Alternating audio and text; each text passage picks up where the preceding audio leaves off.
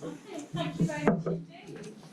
So yeah, as Claire said, my name's Louisa Hubbard, and I was we were the lead college, Suffolk New College. I'm the head of English there, and I've worked alongside Harlow College, teaching from Harlow College, Stamford College with OTLA, and East Coast College with the wonderful Emily. And we've had a brilliant time collaborating together and working through our projects. When I think back to initially when I heard about the bid, never written a bid before, I've got no idea how to do all this, but really, really excited at the prospect of trying some new things out. So I sort of just put all my ideas down on paper, and we're really, really excited to participate and learn from each other. So I've entitled it Oracy on here. The three projects at Harlow, Stamford and East Coast had a clear Oracy focus, and that was the focus of those projects. The Visualiser project had a slight twist on Oracy, but I'll go on to talk about that a little bit more shortly. Okay, so the common theme of all our projects is Oracy, so I just thought we should look at a definition as to what Oracy is.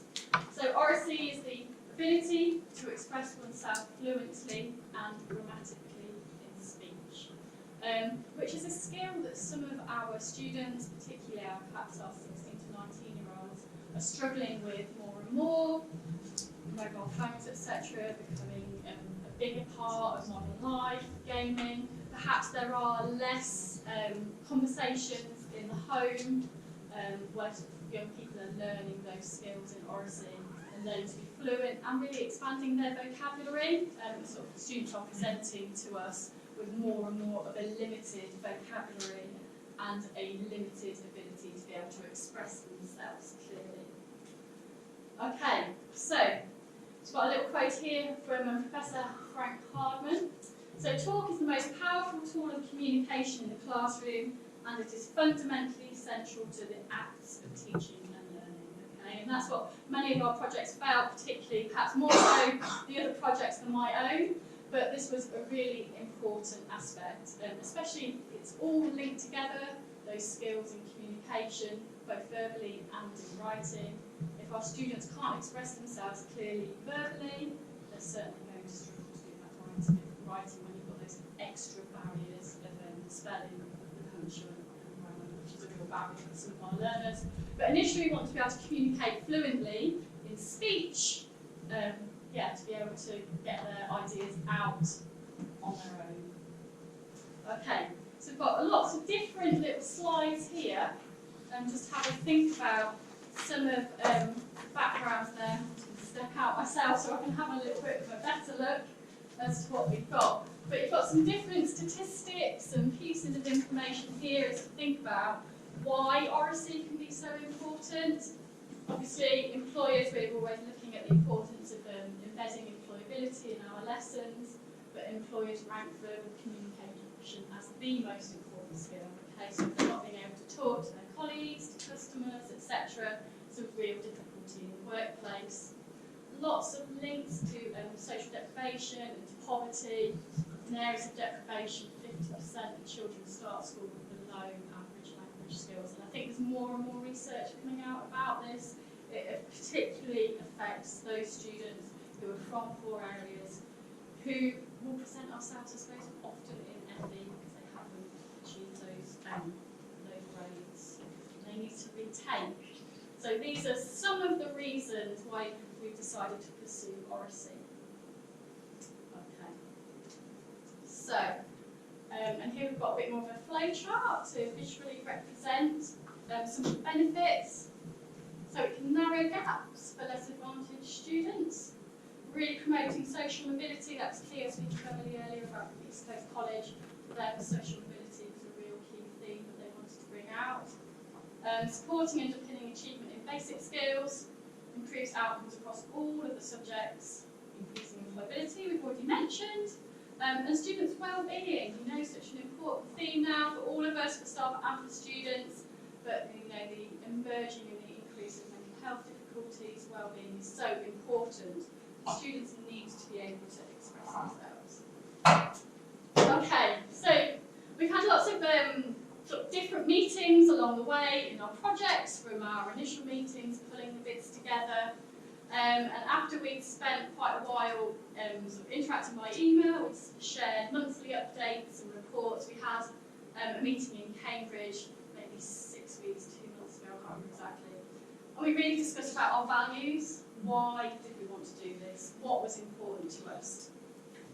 Why do we all put our heart and souls into FE, into the students that we work with?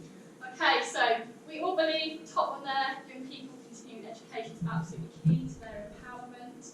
And we need to have these students in education, improving their skills, getting their grades. Research is essential, backing up from what we just talked about earlier, having access to that research, and we want to be well informed about what we do and the decisions that we make. RSC is powerful, it's linked to independence, voice in the political arena, it's so important to give these people agency, and social mobility, that's come up again there. It can hone their skills in explanation, reason, argument and verbalising. And we want lessons to be enjoyable, instilling confidence and skills we want our students to achieve. And sometimes, students do find it more enjoyable to be discussing and having a chat with somebody, and they're still practising all of these skills here that we mentioned, again, without barriers of the spelling, the punctuation, and the grammar. So those are our values, and that underpinned all of our projects together. Okay, so now I'm going to have like a little overview of each of the projects individually and what they were about. So our first project we're going to look at is Harlow College, and they took a lot of their ideas from the Voice 21 activities. And I suppose a lot of their values, Georgina was particularly passionate about a lot of those values that I mentioned earlier. So again, we've got here, effective RSC skills can empower, motivate and inspire young people, literally changing lives. The ability to reason, respond and explain yourself in speech needs to be afforded the same priority and value as reading and writing. It's not just an add-on.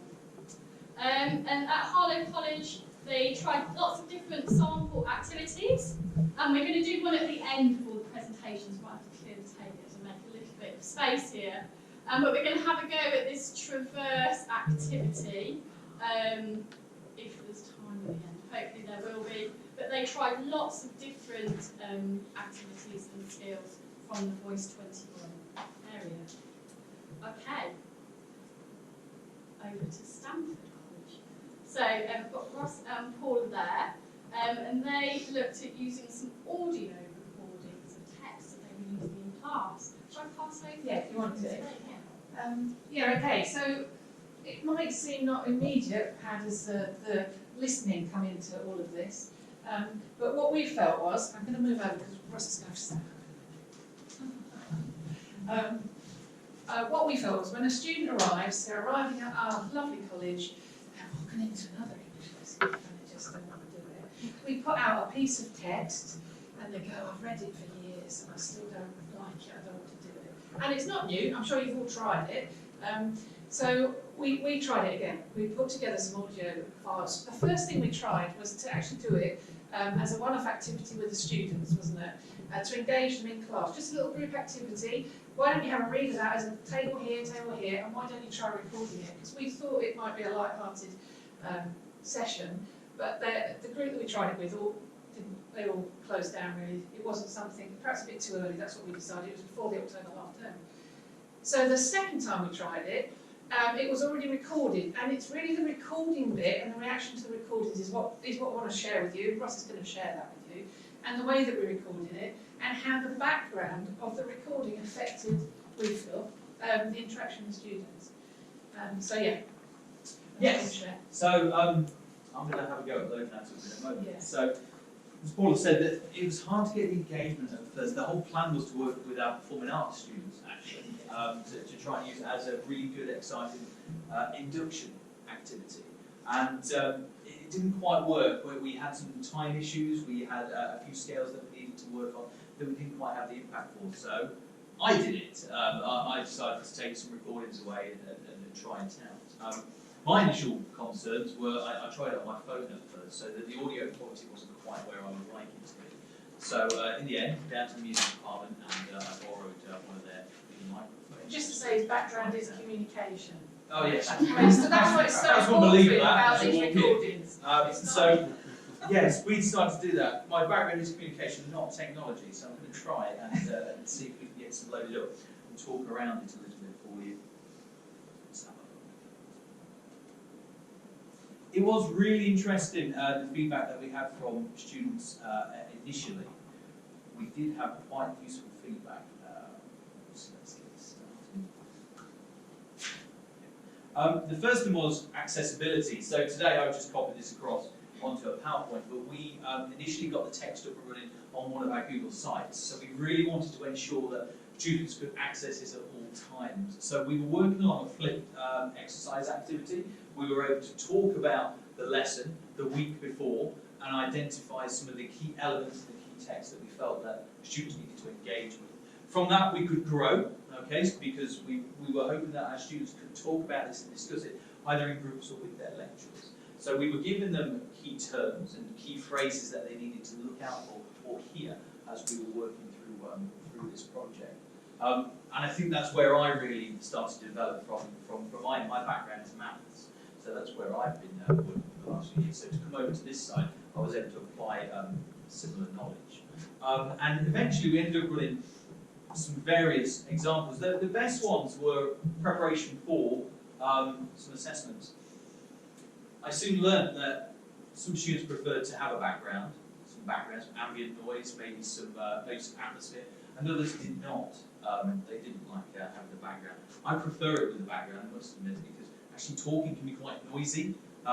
Speech and the way in which we communicate can be quite damaging without a background noise, and a lot of our students really engage with that. Let's see if this works. Are we all connected for volume? Yes. Thank you. I don't know how loud this will be, so let's try. Should we experiment on animals? Yes. Our genetic similarities means rodents make good subjects for medical testing, say its proponents. Antibiotics, insulin, vaccines for polio and cervical cancer, organ transplantation, HIV treatments, heart bypass surgery, it reads like an A to Z of medical progress. But these major advances have something in common. They were all developed and tested using animals. And so on. So as we went through this text, the feedback was quite interesting and some varied feedback.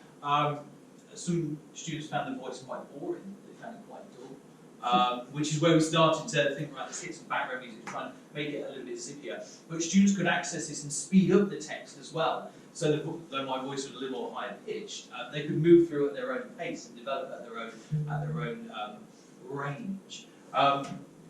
Here's the same piece of text with some background. We tried to make it sound like a news article, so like a news bed. Should we experiment on animals? Yes. Our genetic similarities means rodents make good subjects for medical testing, say its proponents. Antibiotics, insulin, vaccines for polio and cervical cancer, organ transplantation, HIV treatments, heart bypass surgery, it reads like an A to Z of medical progress. Should we, but these major advances have something in common? Yes. Our genetic similarities means rodents make good subjects for medical testing, say its proponents. So, in terms of actually setting up the technology, we had our own barriers, we had our own challenges. Sometimes the Chromebooks wouldn't work, sometimes the headphones wouldn't be available, sometimes we just couldn't play it. But the times that we could, excellent feedback from our students. They really enjoyed the opportunity to access text in a different way before engaging with it as a written exercise. And it is something that we're looking to take forward. Our lecturers were quite interested with it. They had their own challenges with it. You know, the scheme of learning had already been developed, and to bring in an exercise of this magnitude is actually quite complex. There's quite a few moving parts. But as we look to go forward and grow this into the next academic year, we think we've got some really good stuff. Yeah, we do. With a bit of background, and when I say Ross's background experience way back was in recording and such like. So we were lucky to be able to tap into that. And that's what we want to share with you, because it's fairly obvious that some students will always like recorded articles and text and things, but it is about developing them.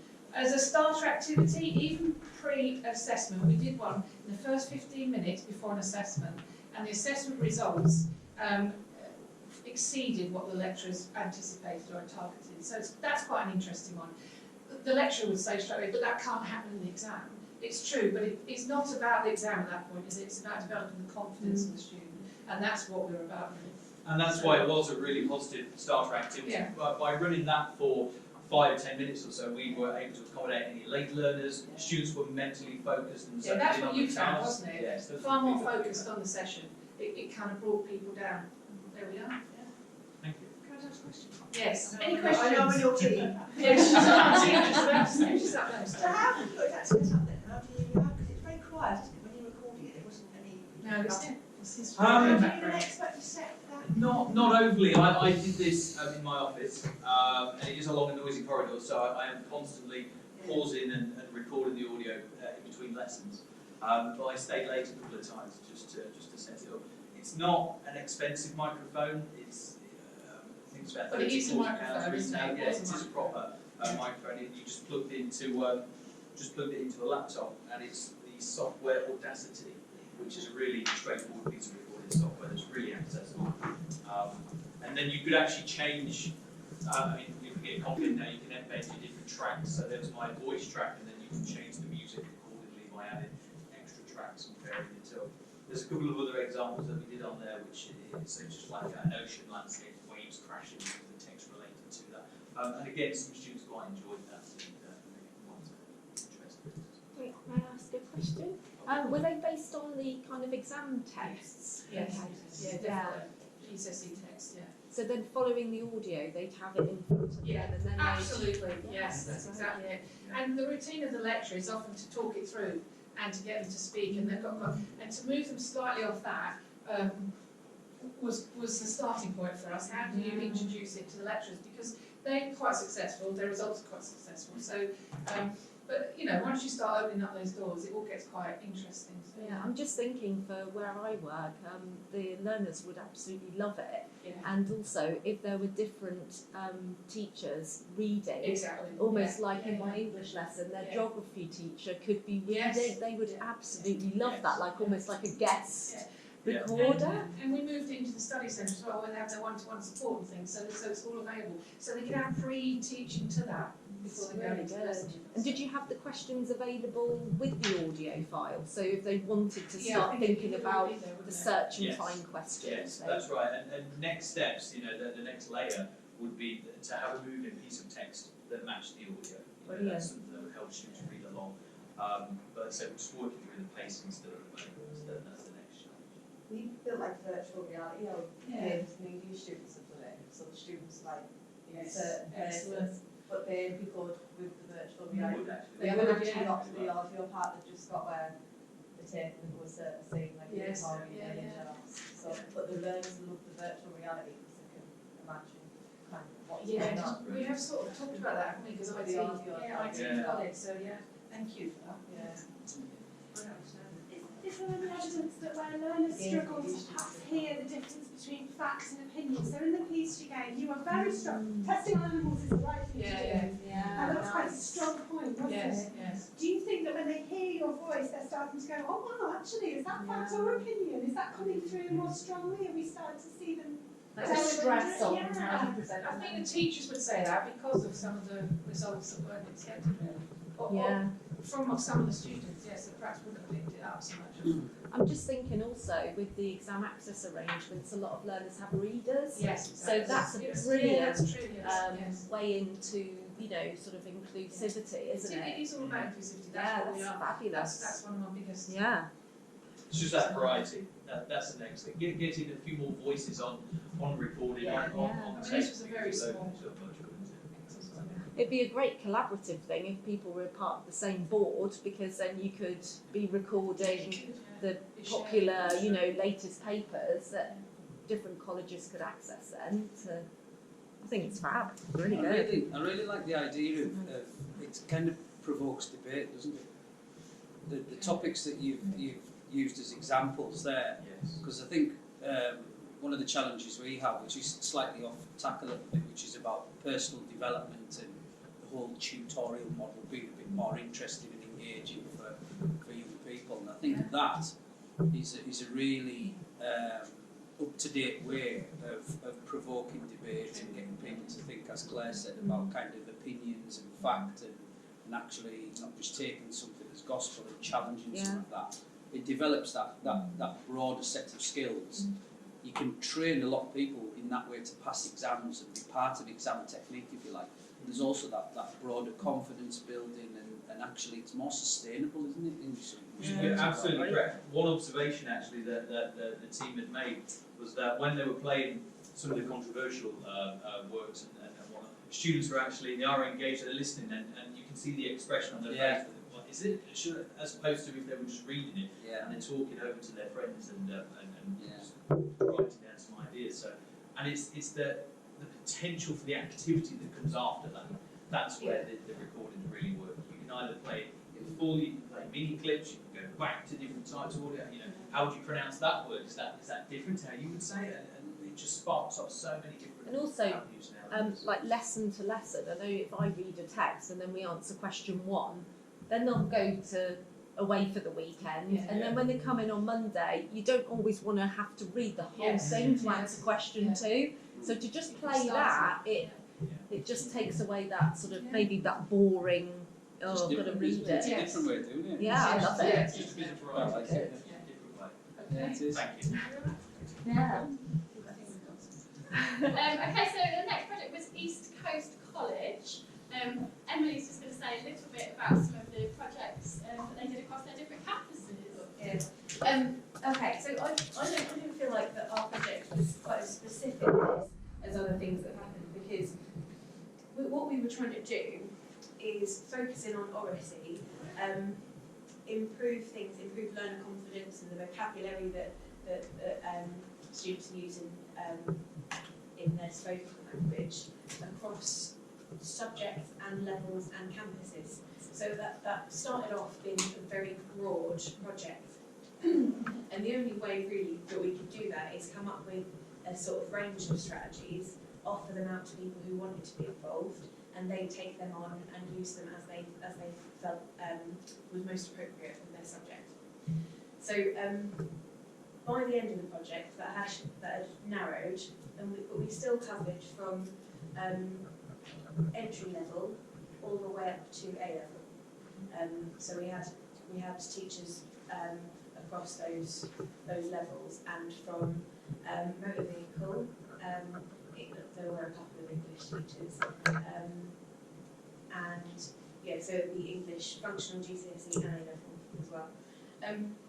What we found worked from the overall strategies were there were glossaries, Charsia puzzles, using learners as experts, and there were a couple more, but they're the ones that I'm thinking. The glossaries were the most popular. So the glossaries, because they could be used in any subject, they seem to be the most popular. And the one I've given you out on your tables, the one that seems like the biggest success was my colleague Simon, who is a motor vehicle teacher. He asked his students to read out their work, and the other learners and themselves identified words that they could have made more professional. I think that was the way they worded it. What could be more professional? And he recorded them on his whiteboard, and then wrote them up. So that continued. That was a continued collaborative process. And what he found was that students would be in the workshop picking each other up. So one learner would say, "Oh, it's not working," and another learner would say, "You mean it's inoperative." That just sounded like it had such a positive impact. And these were level 3 learners, so it was their 3rd year of learning motor vehicle, and that was finally that they were starting to professionalise their language. Other things that seemed to work were this idea of giving learners freedom with what they wanted to talk about. There were a couple of people used things that were a bit more didactic is the right word, but teacher controlled, teacher led. So like Tarsia puzzles, there was the vocabulary that the teacher wanted the student to learn, and discussion roles, which was, this is what role I want you to take. Whereas a couple of teachers used learners as experts, and so that was either as an expert in a certain subject, or that they would choose what they'd write about and present information, and that saw an increase in confidence. And so that my recommendation based on this is it's about working as a team with the students, and that's what can sort of support them to improve their oracy and their confidence from that perspective. And that's all. Pass back to you, Phil. Thank you.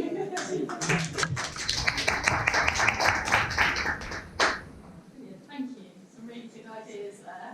Lots of glossaries. Any vocabulary work's always brilliant, isn't it? Okay. I didn't do a little summary slide for my own project, obviously, isn't it? So the last project really to talk about is the Visualiser project, of which there is one here.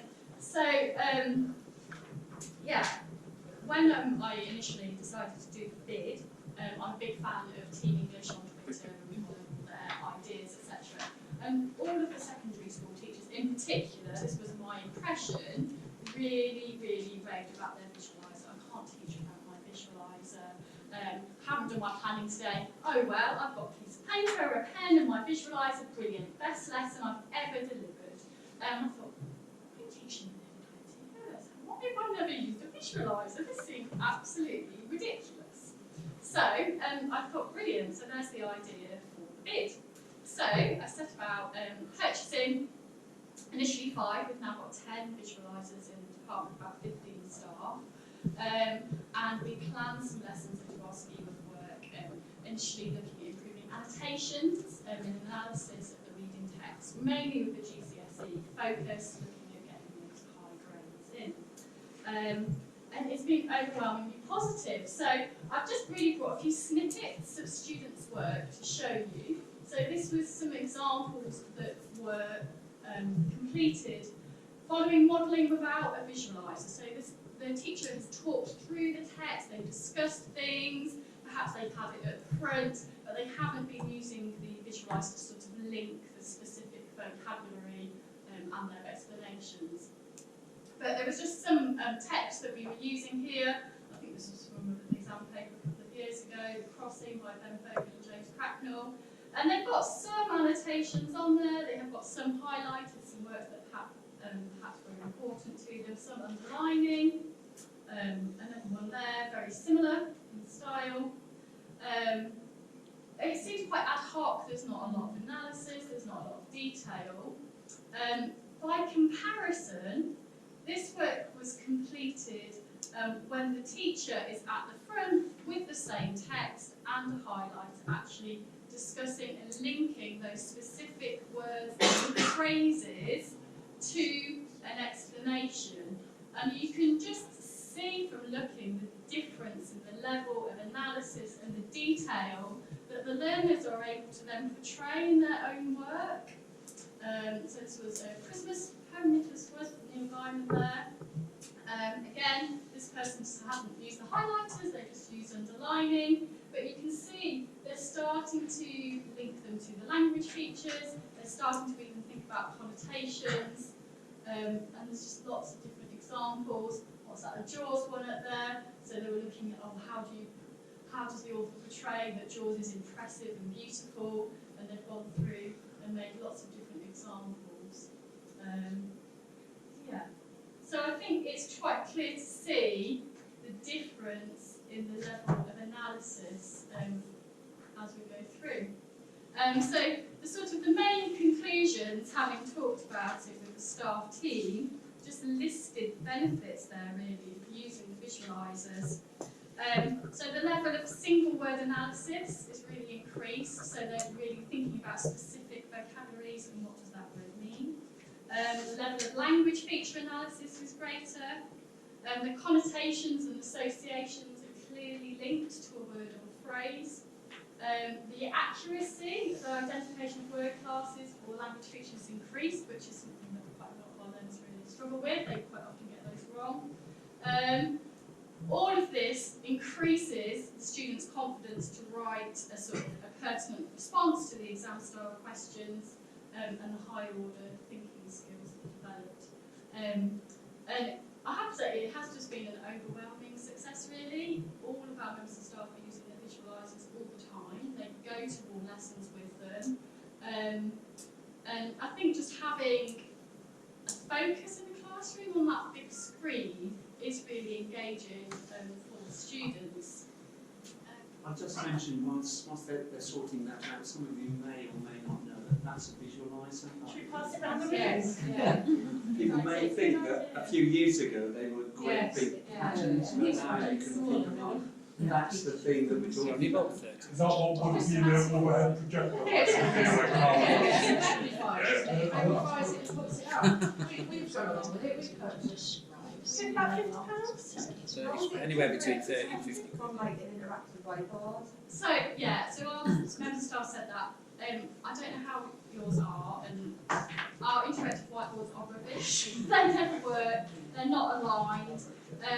You can't get quite the same level of detail. Was what our members of staff have found.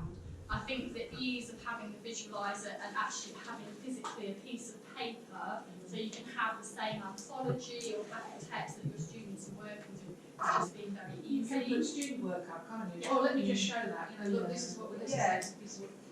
And you But can it's take very photos as well, can't you? Yeah. If you've got extra walls, it's different. Yeah. Just think how I could use it differently. What would not Yeah. Expanding, you can make animations. You can make animations with it as well. So it's got a flash tube camera on it. So if you want, if your learners getting creative, want to tell a story with some blue tap, and do you know what I mean? You can, the creativity in that for teachers could really go places. So you can record. You can do fast shot. Well, when you do an animation, you make that tiny change and then take another shot. So you can make animations using the visualizer software. I was just going to say, as a sort of an add-on, one of my tutors for the November Resit programme that we ran this year, we were struggling to find timetable time to teach a cohort of students face-to-face, and we actually did a lot of virtual learning. I think the sound is quite quiet. I don't know what it's words and phrases. So but this is all recorded with a visualiser. Yeah. So my tutor Brittany has produced a walkthrough with her voice linked to each phrase, and this is all recorded with a visualiser on Screencast. What's the software? Screencaster. Screencast, yeah. I think you use Camtasia. It's Screencast-O-Matic. Screencast-O-Matic. And you can do all of those things with that software, with all this recording stuff. So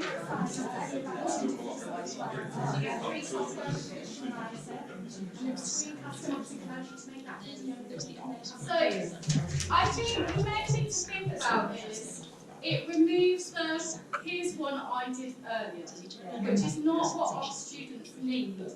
If you put on the spot and somebody asks you to write a story or analyse a text, it's not as easy as if you've been at your desk preparing it, thinking about it. So they're listening to your thinking process. Because the hardest thing to teach is inference, isn't it? How do we get inside our heads to show the learners what's going on in our heads?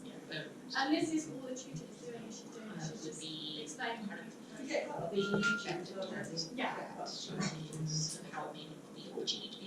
I do think they like to have their teacher. Exactly, Using yeah. their text that you've been doing in class. Yeah. And if there's absence, student absence, anything, it's so handy, isn't it? Yeah. So this is really great to, again, to get a bank of resources available for that. So in terms of getting feedback, just briefly, we did have a focus group at college, which I used as my main action research group, I suppose. All staff were using it and they were engaged. We discussed it at weekly team meetings. They did sort of reflective questionnaires and diaries. But I used some of the OTLA event. I think the original one we had in London I found this force field analysis of the sentence starters quite helpful for getting some student feedback, and they did engage with that really well. So we did the force field analysis, the help and hinder chart there. So all of the students in that particular group completed that. And they all cited that the visualiser does help them. It helps to keep them focused, it helps to have exam practice. The hinder thing was mainly people talking at the back of the class. They didn't like that, found that pretty annoying. And then I wish teachers would use the visualiser more, because I think they just find the demonstration is so important, and I think that extra modelling really does make a difference, and that is what the visualiser has forced all my teachers to do, is to model to students how to answer questions, how to annotate, how to write, how to plan, how to think about it. All of that now is done in a much more collaborative manner for everybody to see step by step. So they're seeing it, they're discussing it, seeing it, doing it. And do you think also it's been good for your team to have to be stretched out of the comfort zone to try new things? Because I think it's great for learners to see that sometimes something can go wrong, and we're put under pressure too. Yeah, absolutely. And it is, I think it's quite handy, for example, it's a lot of my stuff like an exercise book that they're using to keep their notes as they go along, and that's the last time I visualised that, and to have little prompts and notes ready. But as a teacher, this is my visualiser book, so you can look back at examples. But yeah, you've got to be quite brave to put yourself out there, and to have all of those. Do you ever can I just ask one question? Of course. Do you ever flip the learners, or give the students an opportunity to use the visualiser from? Yeah. Is that something that's I think teachers would absolutely love to do that. Often our students don't have the confidence, but we would certainly be working towards that. It's brilliant for showing, a great example of student work. Just quickly flip it under the visualiser at the front for everybody to see what such and such has done today. They've done such a great job of that, and that can really boost their confidence and be quite motivating for other members of the group to want to have their work on show as well. Yeah, it's good for that as well. Yeah. Sorry, are there any other questions? I did have a nice question. Yes. You gave some great examples there of the feedback. Yeah. If you were asked to, were there other examples that you could give that sort of you could use or indicate as evidence that the students actually made changes or seeable benefits from all of them? Yeah, it's in the report really that we're writing. That is part of the report we have to write, so it will come out. Yeah, brilliant. Each one of us has, I think. Yeah, and even, looking at results from initial assessment to the first mock and things like that, they're having a huge increase. Obviously, we can't put that just down to the visualiser, but there were significant gains made from a sort of quantitative perspective as well. Question for Georgina. Oh, hello. yes. The projects you did have lots of activities within them, the Voice 21 model. Yeah. Are these activities that can be shared, or is that? Oh no, absolutely. They're really yes. Yeah. So Voice 21 is a charity. Oracy is incredibly important. So Oracy isn't just about speaking, listening, functional skills. It's not about the old GCSE thing. We have to speaking, listening. It has the same academic value as reading and writing. So it's incredibly significant, incredibly powerful. And all of our learners, when we did our research at the beginning, all said they all believed it. They wanted to speak more confidently, they didn't feel confident enough, and they wanted to. They could see the benefit of being able to speak, to articulate their ideas. So Voice 21 is a charity. It was set up a couple of years ago now, and it's a really colourful, vibrant, accessible website with lots and lots of ideas. I think what we found is we need, it's not something you can add like activity in the classroom. It has to be something that's an integrated part of your every lesson plan you have. It has an opportunity for learners to speak and to listen and to argue, debate and to consider. Really important. Lots of research out there. It's becoming more and more popular. Speaking quickly because I know I'm running out of time. Not really my last I feel like I don't have enough time to talk about it, but it is really important. And I think certainly for us, I'm doing obviously Pioneer program with Voice 21. There's an RSE exhibition at School 21 that people are invited to go to. Yeah, we're going to start planning for next academic year, making sure that we integrate lots of opportunities for learners to speak and to listen. And one of the activities up there is a very simple way of doing that. Because we all hate to speak, learners particularly loathe to speak in class. You've got to find out functional skills, speaking, listening, it's absolutely nightmare trying to get to speak. Lots of really simple activities, things that encourage your learners to become more and more confident. And at the end of the project, all of them said that they felt, I mean, it was a very short project, but they were all very positive about it, all see the benefits of it. So it's a powerful tool, certainly. Yeah, I would recommend. Voice 21 is a great place to look at. Yes. There we are. That's us.